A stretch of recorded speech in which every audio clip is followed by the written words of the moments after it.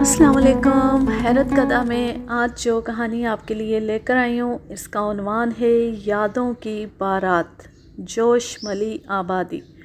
اور اس کا پہلا باب ہے میرے زمانے کے اوہام۔ میرے خاندان کی خواتین پر خوفناک تصورات منڈلایا کرتے تھے۔ یوں تو ہر محل میں ارواح خبیثہ کی عملداری تھی، لیکن وہ محل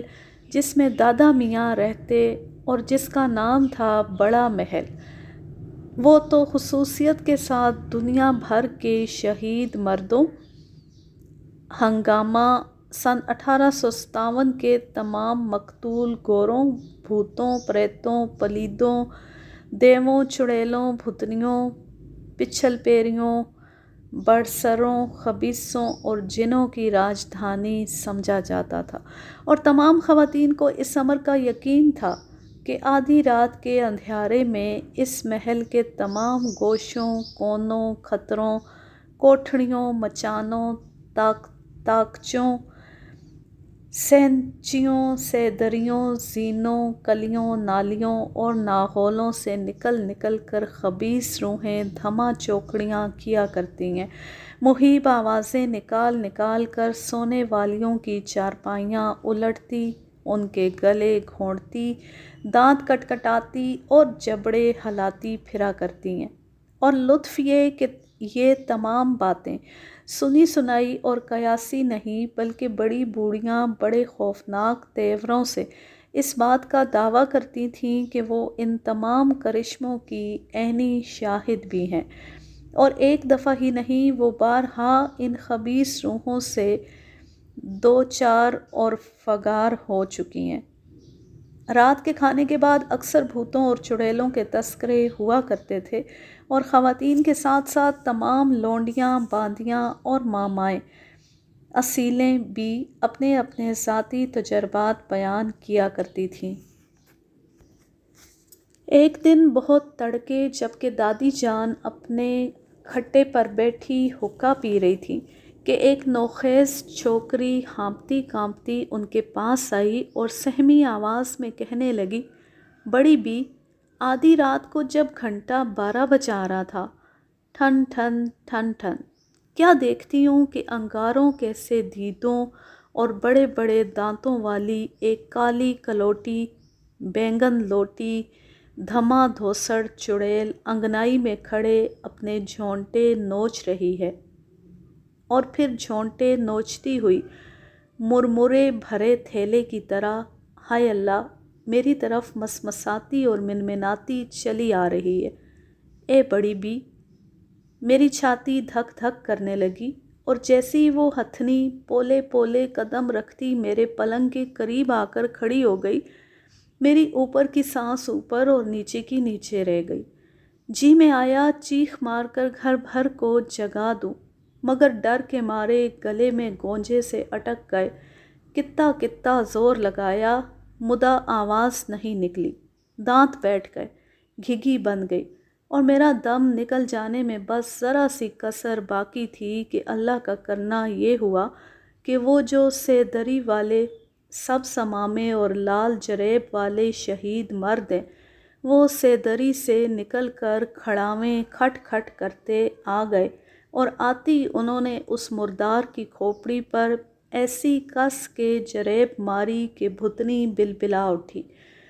اور اچھا آج نہیں تو کل کھا جاؤں گی، آج نہیں تو کل کھا جاؤں گی، یہ کہتی ہوئی بھاگی اور دھواں بن کر پائے خانے کی نالی کے اندر غائب ہو گئی۔ دادی جان یہ ماجرا سن کر اس چھوکری سے بولیں، سیدری والے شہید مرد اس محل میں بہت سی جانیں بچا چکے ہیں، دیکھ آج ان کی نیاز دلا کر ان کا طاق بھر دینا۔ ارے تو کل کی چھوکری ہے، میں تو اس محل کے سینکڑوں کرشمے دیکھ چکی ہوں۔ جب میں یہاں نئی نئی بیاہ کر آئی تھی تو اس محل کے کوٹھے سے کبھی کبھی رات گئے لفرائی لفرائی لیفٹ رائٹ کی آوازیں بڑے زور زور سے آنے لگتی تھیں، اور جب سپاہی بندوقیں بھر بھر کر اوپر جاتے تھے تو وہاں کوئی بھی نظر نہیں آتا تھا اور ان کے اترتی پھر وہی اودم ہونے لگتا تھا۔ ایک عامل کہتے تھے کہ غدر کے زمانے میں جن گوروں کو یہاں مارا گیا تھا کبھی کبھی ان کی روحیں آ کر لفرائی لفرائی کیا کرتی ہیں۔ ایک رات کو جب کہ محرم کی 9ویں تاریخ کو ہمارے امام باڑے میں چراغاں ہو رہا تھا کہ ہمارے گھر کی لونڈی سکونت نے انگنائی میں چھت کی طرف دیکھ کر چیخیں مار مار کر کہنا شروع کر دیا، اری تو کون ہے؟ اری او نگوڑی تو کون ہے؟ گھر بھر میں ہلچل مچ گئی۔ تمام عورتیں آنگن میں جمع ہو گئیں اور پوچھنے لگیں، اری سکونت، یہ تو کس سے باتیں کر رہی ہے؟ اس نے کہا، بیبیوں، میں نے دیکھا ایک بڑے بڑے دانتوں کی بھتنی اوپر کی منڈیر سے جھک جھک کر تازیہ دیکھ رہی ہے، اور جب میں نے اس سے پوچھا، اری تو کون ہے؟ تو اس نے منمنا کر کہا، دور ہو اے شفتل، ہم زیارت کرنے آئے ہیں، اور یہ کہتی وہ غائب ہو گئی۔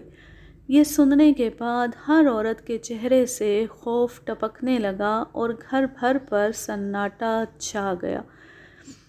یہ باتیں سن سن کر میں اس قدر سہم گیا تھا کہ رات کو گھر سے باہر قدم رکھنا تو درکنار،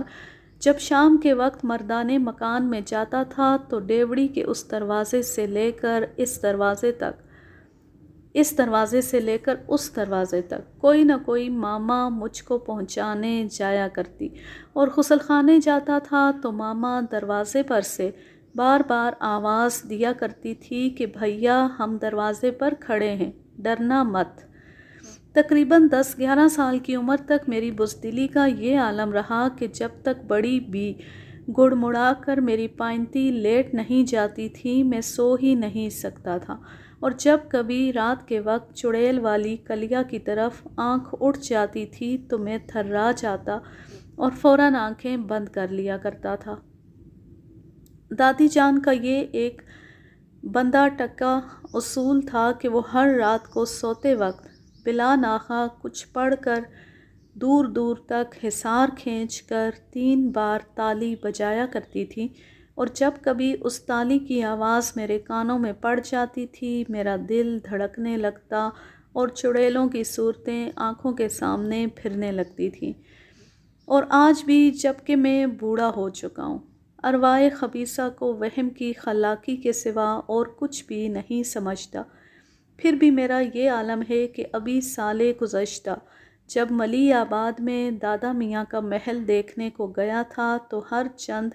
دن کا وقت تھا، لیکن 2-4 آدمیوں کو ساتھ لیے بغیر اندر قدم ہی نہیں رکھ سکا۔ اللہ اکبر، کس قدر انمٹ ہوتے ہیں بچپن کے اثرات۔ یوں یہ مختصر واقعہ اپنے انجام کو پہنچا۔ میں لیتی ہوں آپ سے اجازت، جہاں رہیں خوش رہیں، شاد و آباد رہیں، ہنستے مسکراتے رہیں۔ اللہ حافظ، اللہ نگہبان۔